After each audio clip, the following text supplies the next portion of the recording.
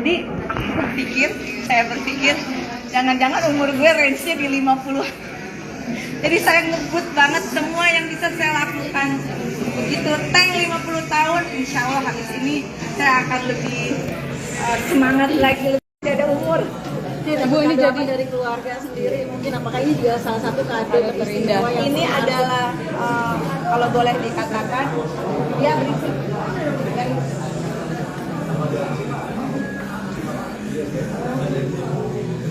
Atau tutup aja. Ini pindah aja kali. Oke Bu, lanjut aja Bu. Berisik nggak? Enggak, aman. Gimana Bu? Asik. Pada mau Ayo Bu, ini kado terindah. Jadi saya memberikan satu legacy untuk dedikasi saya buat negara saat ini di usia yang ke 50 tahun. Atau kita pindah aja yuk. Nggak bisa konser. Ibu kayaknya nggak bisa. Ya, boleh berusaha nggak?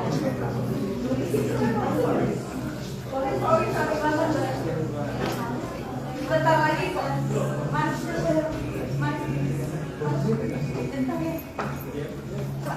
Saya mau ditunggu. Soalnya penting Bu. Oh, betul.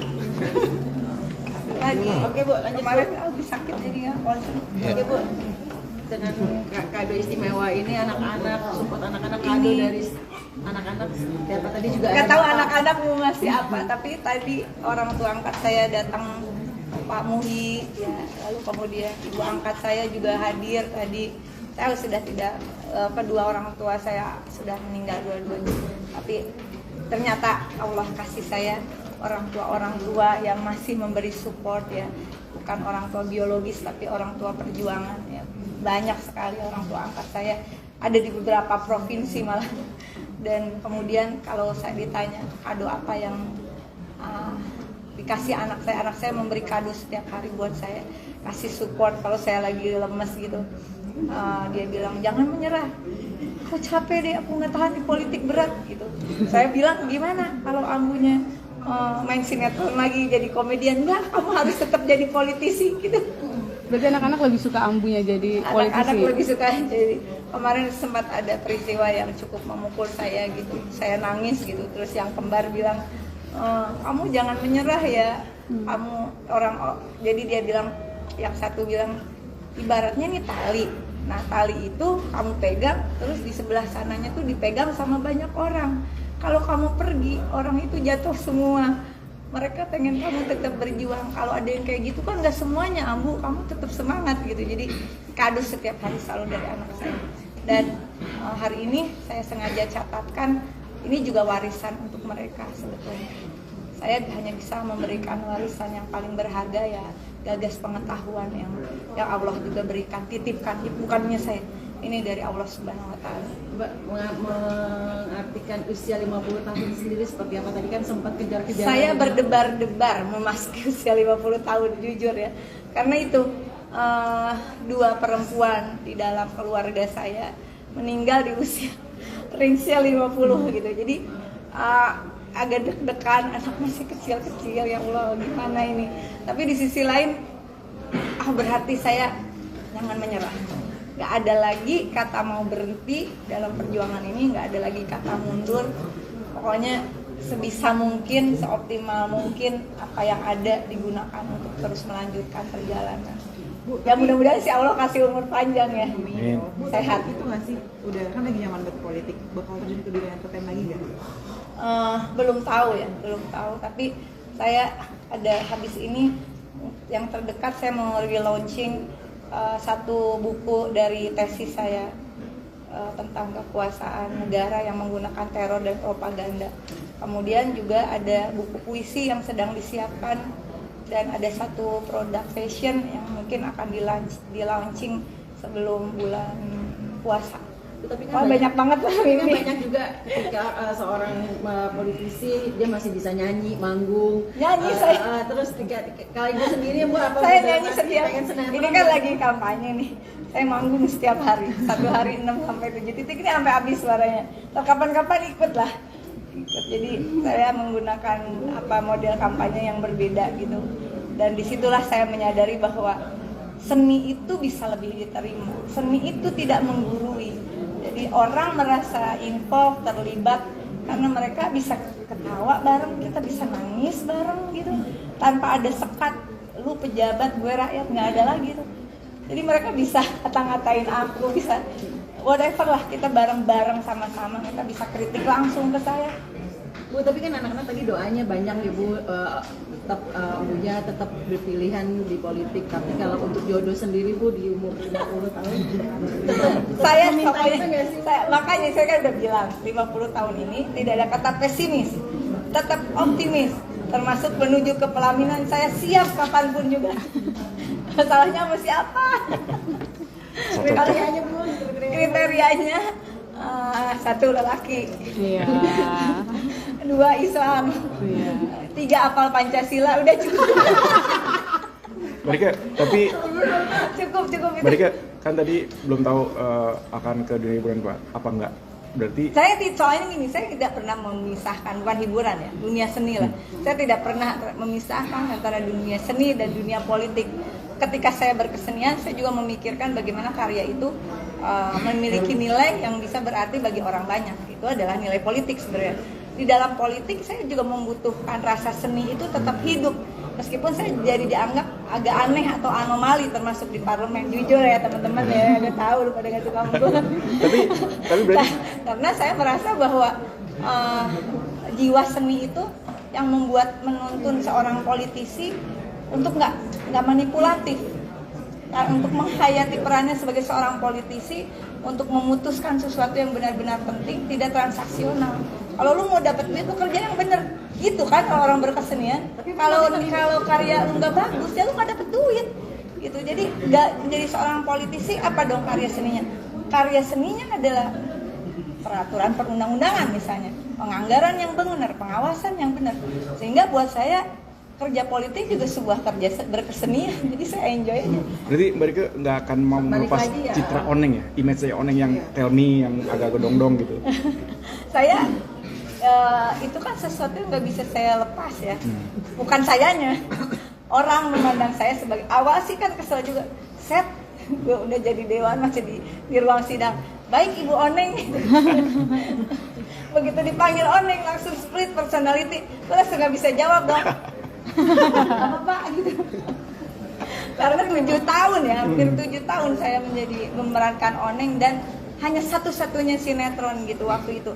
Saya orang yang nggak bisa bercabang untuk pekerjaan, saya fokus. berarti dengan tadi di segmen nggak bisa bercabang, berarti tidak akan sama sekali lagi, apakah sudah tidak lagi mau menerima yang namanya dunia entertain, entah itu sinetron, entah itu cuma hanya bintang tamu di Enggak, film. saya menerima. Makanya kan saya untuk seni itu saya tidak bisa memisahkan kapan ada waktunya, misalnya jadi cameo atau apa. Tentu disesuaikan dengan waktu. Gak mungkin saya meninggalkan dunia seni, itu sesuatu yang gak mungkin. Makanya saya tetap bikin lagu, saya tetap perform meskipun itu dengan penonton yang sedikit gitu. Karena saya ya Rieke Diah Pitaloka ya seorang seniman, saya nggak bisa melepaskan itu, dan itulah kacaunya, saya tidak bisa melepaskan itu meskipun saya sebagai seorang politisi. Jadi saya nggak bisa basa-basi, saya nggak bisa yang namanya, kan kalau berperan itu nggak bisa basa-basi. Kalau berperan atau membuat karya seni itu kita nggak bisa pura-pura, kelihatan mana karya yang lahir dari hati dengan empati, dengan perasaan. Mungkin kekurangan saya bagi sekian banyak, bagi mayoritas politisi adalah saya tidak melepaskan kesenimanan saya di dalam berpolitik, sehingga banyak terjadi benturan-benturan yang menurut saya gini, saya terbiasa kerja di dunia seni itu kalau mau dapat duit ada kontrak kan, ada kontrak. Nah di politik kontrak saya itu sumpah jabatan.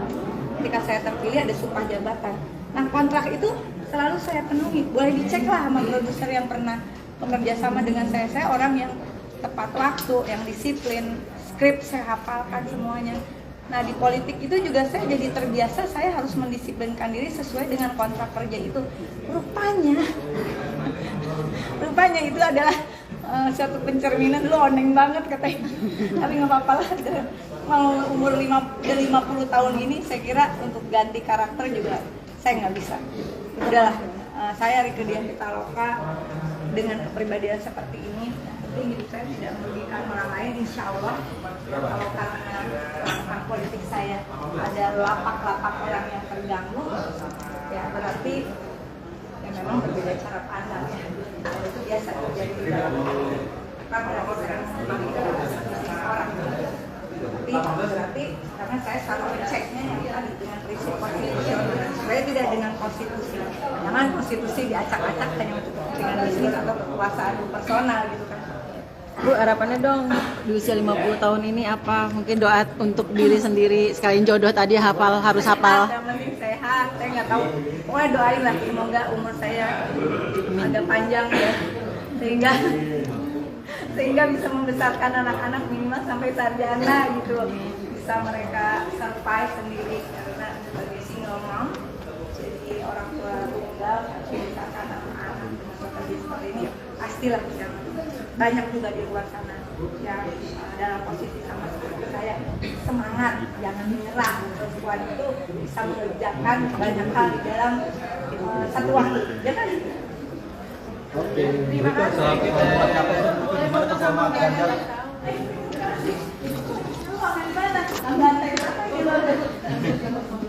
Besok kalau udah datang aja sore jam 4. Kalau udah baca tentang performa Ganjar semalam gimana? Mas Ganjar oke lah, karena Mas Ganjar itu bicara selalu sistematis ya, dan kita memang dilatih berargumentasi, tidak asal jeplak, tidak tanpa basis data. Dan konsep pertahanan itu udah ada, yang tadi diarsip para pendiri bangsa kita itu nggak mungkin diganti. Sebenarnya konsep pertahanan dengan perspektif geopolitik, geoekonomi itu sudah ada. Kalau di kami di PDI Perjuangan itu yang menjadi pegangan untuk Indonesia loh, bukan hanya untuk PDI, enggak. Konsep pertahanan keamanan Indonesia itu dalam perspektif geopolitik dan geoekonomi dengan prinsip bebas aktif dan defensif aktif. Bagaimana strategi implementasinya? Ya balik lagi, tetap harus punya data yang akurat. Ya, jadi nggak mungkin lu ngomongin pertahanan di era proxy war, di era digital seperti ini tanpa ada data akurat. Mau ngomong apa juga basi lah udah. Kalau datanya cuma comot sedikit tentang, sorry ya, saya bukan mengkritik bahwa si ini punya lahan sekian, itu bukan konteks pertahanan Indonesia. Bahwa itu harus diteliti ke depannya, iya. Tapi dalam konteks temanya apa kemarin? Pertahanan. Geologi, geopolitik, pertahanan geopolitik. Tadi yang saya sampaikan jelas, itu konsep yang tidak boleh dirubah. Prinsip bebas aktif, defensif aktif, termasuk mempertahankan perjuangan untuk kemerdekaan Palestina, itu sesuatu yang tidak bisa diubah oleh kita. Kita tuh newcomer semuanya, siapapun kita yang punya semacam apa ya, hak prerogatif dalam tanda kutip terhadap konsep pertahanan kita, para pendiri bangsa yang ikut bertarung memperjuangkan kemerdekaan, mempertahankan kemerdekaan. Nah, seperti apa konsep pertahanan keamanan yang ditawarkan itu? Geopolitik dan ekonomi, geoekonomi yang berbasis pada pertahanan rakyat semesta. Rakyat semesta menyeluruh, dengan rakyat dilibatkan. Ada di mana rakyat? Ya ada di desa dan kelurahan. Makanya diawali berulang kali kan, bukan hanya statement soal pertahanan keamanan. Di dalam berbagai kesempatan, Pak Ganjar dan Pak Mahfud selalu mengatakan big data, satu data Indonesia itu menjadi basis pertahanan keamanan geopolitik geoekonomi Indonesia. Lu lihat aja lah perang Ukraina, lu lihat aja perang sekarang, semua pakai data dan semua bukan alutsista yang gede-gede dengan memakan anggaran yang besar, tetapi sekarang udah pakai drone orang nyerang. Ya, jadi menurut saya konsep pertahanan keamanan dalam perspektif geopolitik geoekonomi bagi Indonesia bukan lagi selera personal, tidak boleh selera personal, kembali pada amanat para pendiri bangsa. Di mana ada konsepnya tuh, baca, ada kok berkasnya, saya punya. Kalau nggak ada di kemarin mengajukan dengan Bappenas berdua, saya join nomination Bappenas dan arsip saya di Kediak Pitaloka ada di perpustakaan pribadi saya, 17 jilid, 8 buku, 1945 paragraf. Silahkan, itu sudah dipersiapkan oleh para pendiri bangsa kita untuk pertahanan keamanan.